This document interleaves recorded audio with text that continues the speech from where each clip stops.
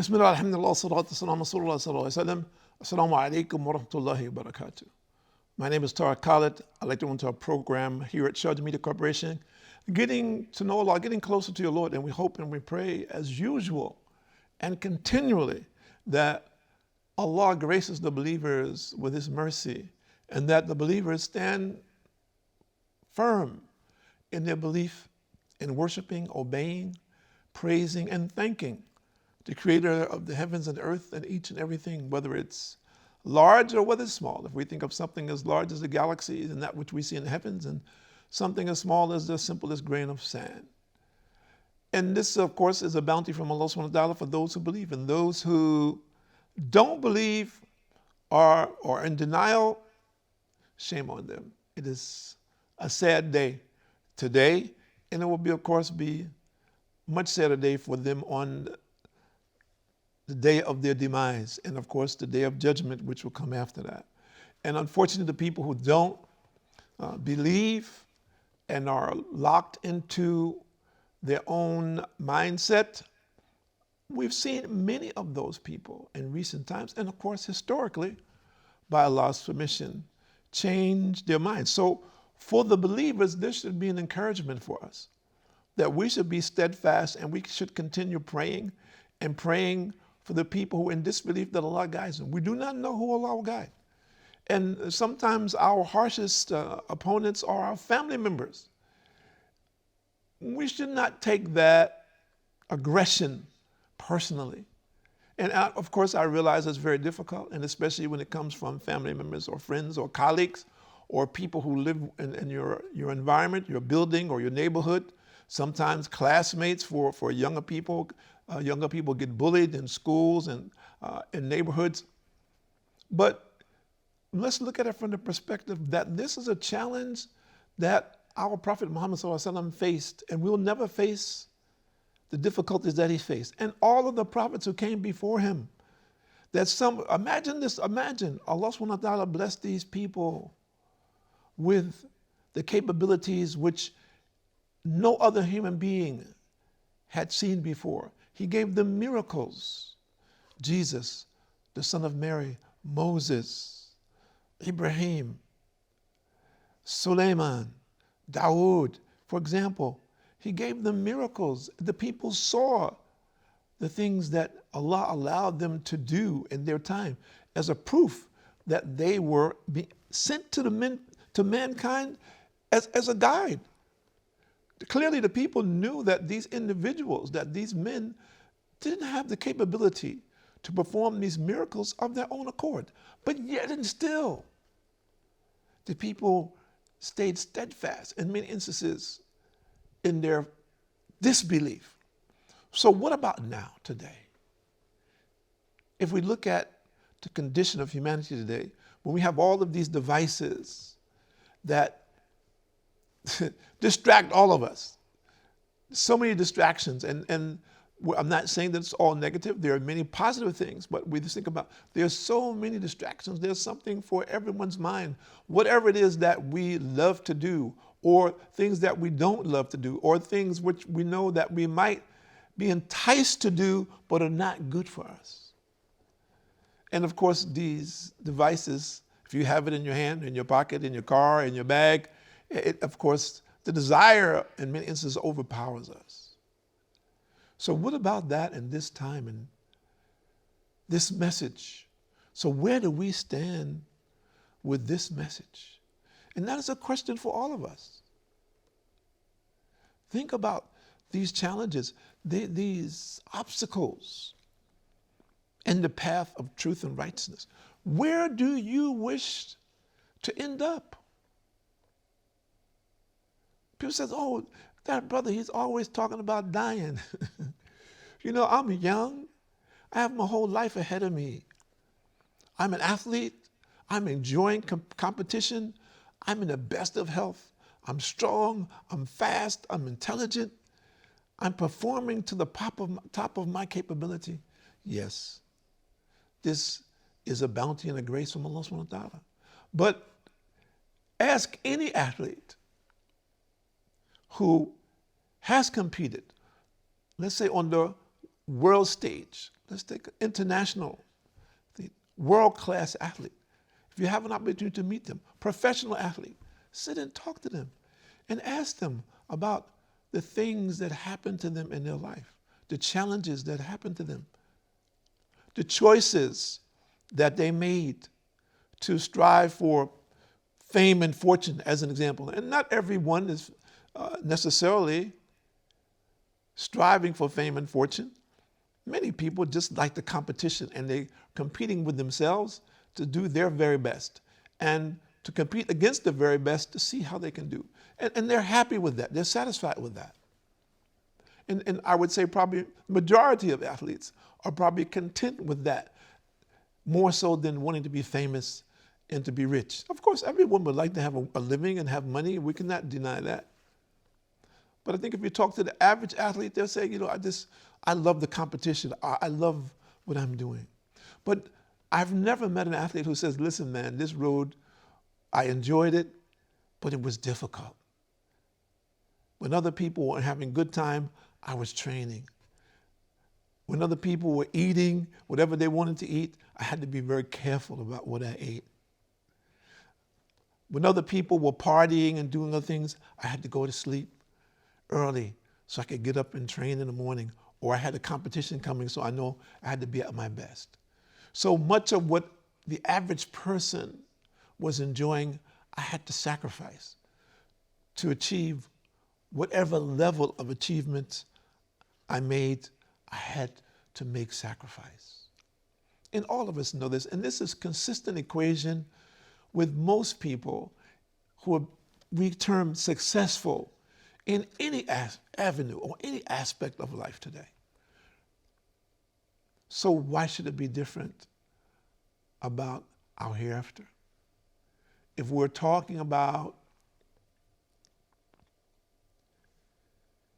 eternity, the things, the ingredients that we need to have in place to have a perfect eternity, what are those things? How do we have to live? What are the things that we have to avoid? It's easy for me to say, well, I don't have to avoid anything. My question for you is very simple. What is your criteria? If you make that statement, what is your criteria for this? We always have to have some parameters, don't we? We have to have some rules and regulations. Every aspect of our life, there are rules and regulations. If we talk about this man-made, there are rules and regulations in the societies in which we live. So what would make us think that we do not have this in relationship to the most important thing in our life, our eternity, meaning that we will never die, regardless of what people are saying. If we understand this, you will never die. Your death will be the beginning of another phase of your existence. Some people say, well, I can't get my head around that, brother. I'm just dealing with, I have to do every day here. It says, well, let's talk about that, because people don't want to talk about it. But your Lord is one. Your Lord has prescribed for you to worship him and worship him only. Think about this. And in doing this, he's given us a prescribed method of obeying him so that we will be in his favor in the next phase of our existence. That's in the grave.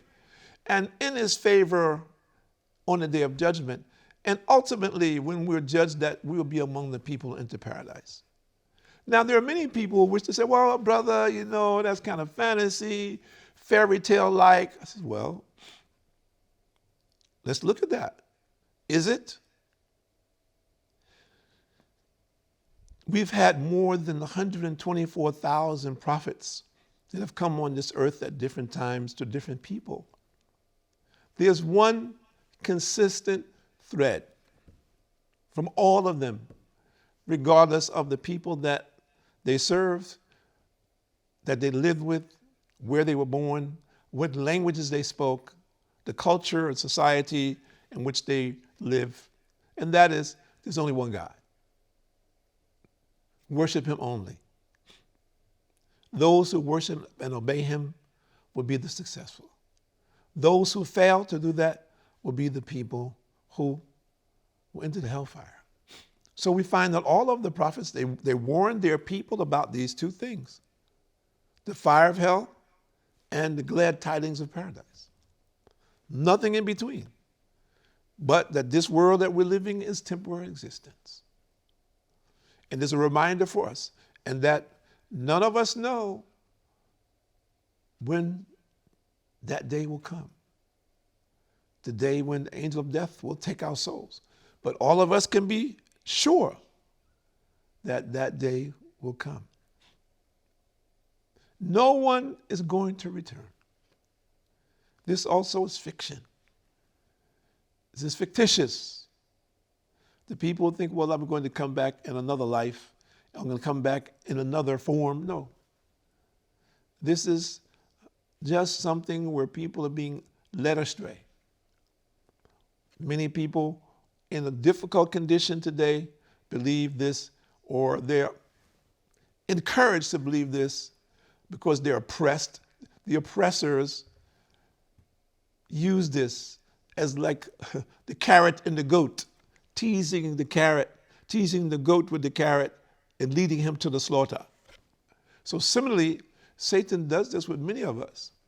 He leads us astray with this false information because people want to believe. And unfortunately, they're led astray. They're making comparative analysis between their lifestyle and someone else's lifestyle. They want to believe that their lifestyle will improve by following A, B, C, D, which is something that another man uses to entrap them and lead them further astray. And unfortunately, in many instances, completely off the path, which means that person will be a loser in this world and a loser in the hereafter. But we need to understand something. The opportunist, the oppressor, the tyrant, the thief, the liar, the cheat, need to understand that when he comes for judgment, subhanAllah, he will have no recognition of any advantage in this world. Nothing. So whatever those people think that they're enjoying now by this kind of behavior, this does not satisfy what is coming for them. That's something we need to understand. That many people see people today, they're in a position of advantage, but we know that they're not straight. They have cheated, lied, or whatever it takes to get to a position of status. And in many instances, they're respected, but we know them. But they will have no memory of anything other than this world having been a life of difficulty, minimally. So this so-called respite is very short-lived. And the next phase of their existence, the grave in itself will be a pit of hellfire for them. Imagine this. So why I'm taking the time out to talk about this is because I see so many people being misled, and particularly our young people. And the young people don't have experience. Older people have more responsibility and accountability. They've had life, they've lived, they've had choices, they've had opportunities where they could sit with other people, where they could have other exposures, where they could read, so many different options that they have. Whereas a young person hasn't been in this world that long. And so maybe he hasn't had the opportunities. So it's essential for us to inform them to the best of our abilities so they do not wind up, if they live to be old, in the same condition as many elderly people today. And one of the things which is close to our chest and very painful is to see people reach the age of 60 and above and become ill and decide, after being influenced by other people, to end their lives. Because they feel that the pain, they can't deal with the pain any longer, and maybe that pain could be mental, not necessarily physical. Or maybe they feel that they're imposing on their families. Or in some instances, the families are tormenting them So we have a whole host of situations that we find elderly people in today, which is a horror story. Because this is a circle. It's a cycle that's a circle, which will come back on us. And it's a reminder for all of us that if we don't take care of our elderly, then what do we think our situation will be? We don't take care of our parents, what do we think will happen to us? And Allah subhanahu wa ta'ala mentions in the Quran more or less that you'll return back to as you were a child. And those of us painfully who see our parents, if they live long enough, go through this cycle. This now becomes a challenge for us. It becomes a means of trying to the best of our ability, which we can never do, return some of that which our parents have done for us. Some kindness, some concern, some love, some assistance for them to show the appreciation for what they have done for us in our lives. And that reward is for us. Allah has given us this opportunity to get the reward for serving them and using whatever means that we have to do that service. If we don't do that service, then this becomes sinful for us, and this will work against us. So if we look and we see our elderly people suffering any place in the world, and to the point where they're being tormented and they decide, well, it's better for me to commit suicide. And we believe the opposite. And the Prophet ﷺ, he said more or less to this effect that the simplest of things for the believer, meaning the pricking of a finger, becomes a means of forgiveness for sins. Or just, for example, a mother's worry. Who worries more than a mother for her child? That this becomes a means of forgiveness for her sins. So the simplest harm that is done to us becomes a benefit for the believer. So it's turned around. So we're saying to everyone out there, think about this and your condition presently and how it can be changed if you become among those who believe. So take the time out now. Spend some time. Sit with the Muslims and learn about Islam. My name is Tariq Khalid. I'd like to thank you for joining us here at Sharjah Media Corporation on getting closer to Allah, getting to know your Lord. Do it today. Tomorrow is not promised. Assalamu alaikum wa rahmatullahi wa barakatuh.